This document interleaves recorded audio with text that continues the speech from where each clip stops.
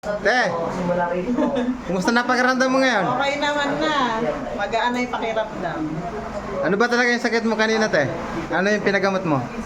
Yung paglakad ko, Ano ba yung lakad mo kanina? mahina. Ngayon, okay na.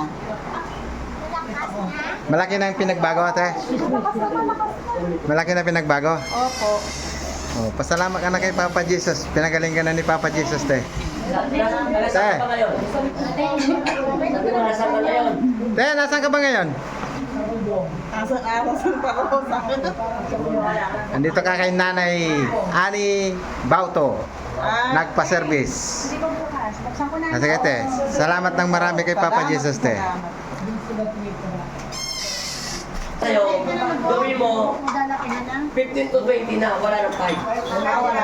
Pag kaya mo na parang alanganin, parang mabilis ka pa rin, dagdagan mo ng 5. Bali magiging 10 na siya. 10 to 15. To 10 to 15. Pag kaya, ikaw na bahala.